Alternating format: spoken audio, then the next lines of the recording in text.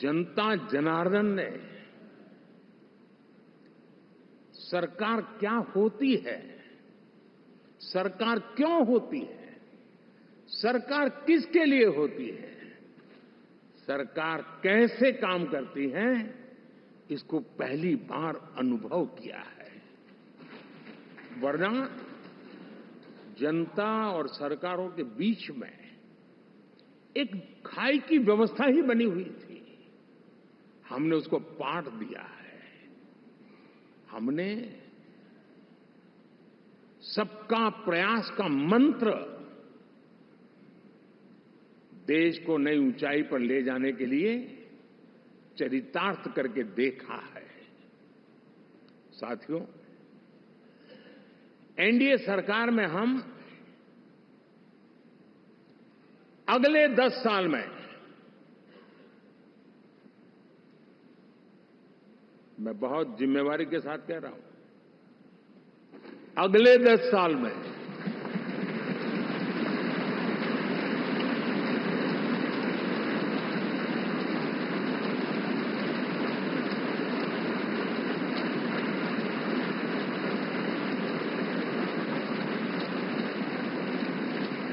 Good governance,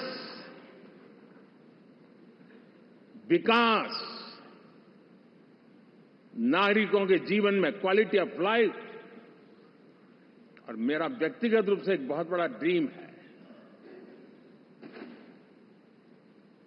मैं लोकतंत्र की समृद्धि को जब सोचता हूं तो मैं चाहता हूं कि सामान्य मानवीय के जीवन में से, और खास करके मध्यम वर्ग, उच्च मध्यम वर्ग, उनके जीवन में से सरकार की दखल जितनी कम हो, उतनी लोकतंत्र की मजबूती है।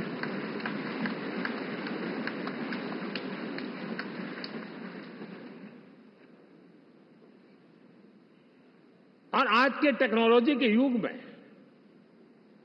बहुत आसानी से हम, वरना एक दिन में 10 काम हो तो 10 अलग अलग वो सारी चीजें मांगेंगे। हम बदलाव चाहते हैं। गुड गवर्नेंस का ये भी एक महत्वपूर्ण पहलू है। लेकिन हम विकास का नया अध्याय लिखेंगे, गुड गवर्नेंस का नया अध्याय लिखेंगे, जनता जनार्दन की भागीदारी का नया अध्याय लिखेंगे, और सब मिलकर के विकसित भारत के सपने को साकार करके रहेंगे।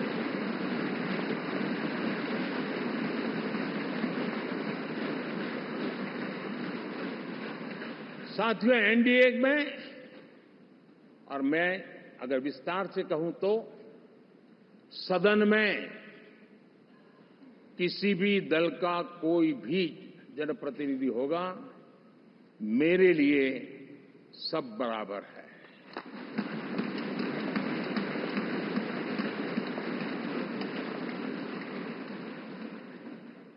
जब मैं सबका प्रयास की बात करता हूं तो मैं सदन में भी, चाहे वो लोकसभा हो या राज्यसभा हो, हमारे लिए सब बराबर है।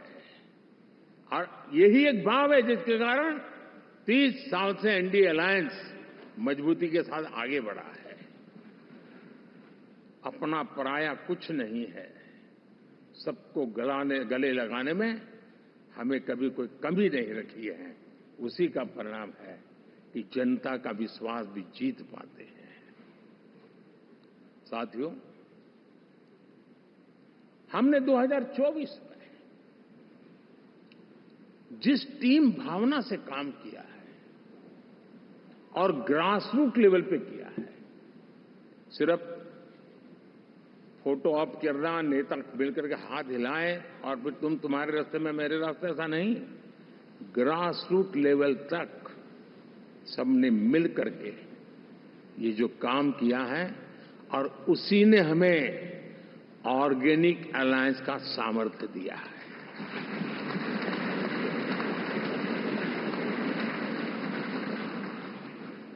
एक दूसरे का सहयोग किया है। हर किसी ने यही सोचा, जहां कम वहां हम। अगर कोई कमी है तो मैं आऊंगा, मैं मेहनत करूंगा, लेकिन तुम्हें कमी नहीं रहने दूंगा। जहां कम वहां हम, ये हर कार्यकर्ता ने जी करके दिखाया है और तभी तो जीत आती है। साथियों, कभी कभी मैं कह सकता हूं कि हमारा 10 साल का अनुभव है भारत के हर क्षेत्र का और भारत के हर नागरिक का जो एस्पिरेशंस हैं, रीजनल एस्पिरेशंस हैं, वे और नेशनल एस्पिरेशंस, इसका एक अटूट नाता होना चाहिए। इसके बीच में हवा तक गुजर न सके इतना जुड़ाव होना चाहिए, तब देश आगे बढ़ता है।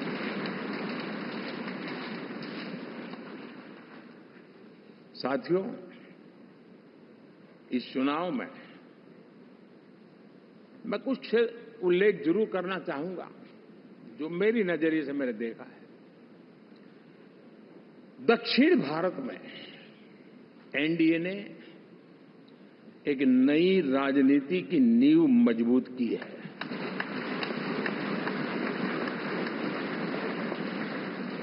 अब देखिए, कर्नाटक एंड तेलंगाना, अभी अभी तो इनकी सरकारें बनी थी, लेकिन पल भर में ही लोगों का विश्वास टूट गया, भ्रम से लोग बाहर आ गए और एनडीए को गले लगा दिया। कर्नाटक और तेलंगाना में दोनों जगह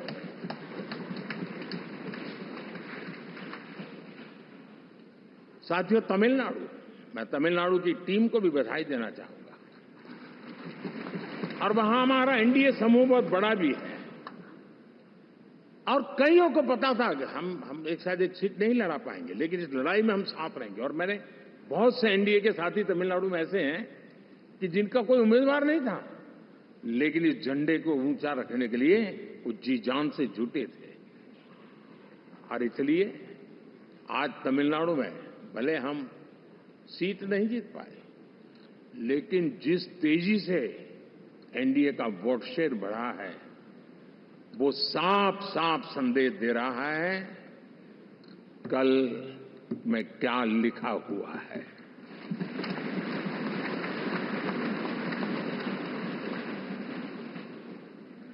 साथियों, पुडुचेरी हो, केरला, हमारे सैकड़ों कार्यकर्ताओं के बलिदान हुए हैं। यूडीएफ हो या एलडीएफ हो, शायद हिंदुस्तान के राजनीतिक जीवन में इतना जुल्म एक विचारधारा को लेकर के जीने वाले लोगों पर हुआ होगा तो सिर्फ मैं कह सकता हूं केरल में हुआ है। जम्मू कश्मीर से भी ज्यादा हुआ है। उसके बावजूद भी सामने कहीं विजय नजर नहीं आता था। उन्होंने परिश्रम की पराकाष्ठा में कभी पीछे नहीं रहे, पीढ़ियां खपा दी और आज पहली बार संसद में केरल से हमारा प्रतिनिधि बन के आया।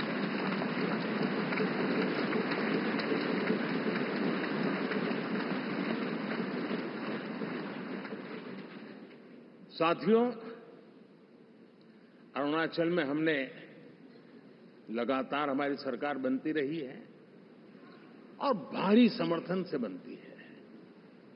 सिक्किम में भी हमारे एनडीए की सरकार करीब करीब क्लीन स्वीप के साथ, अरुणाचल क्लीन स्वीप। आंध्र, मैं अबू बाबू को पूछ रहा था, बोले हिस्टोरिकली ये सबसे हाईएस्ट विक्ट्री है।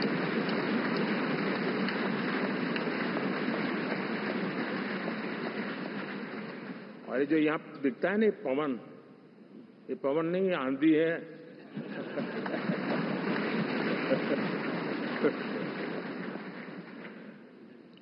आंध्र ने इतना बड़ा हमारे प्रति जनमत दिया है। हिंदुस्तान के लिए एक सामान्य मानवीय की विकास की जो जिजीविषा है, उसका प्रतिबिंब है। और महाप्रभु जगन्नाथ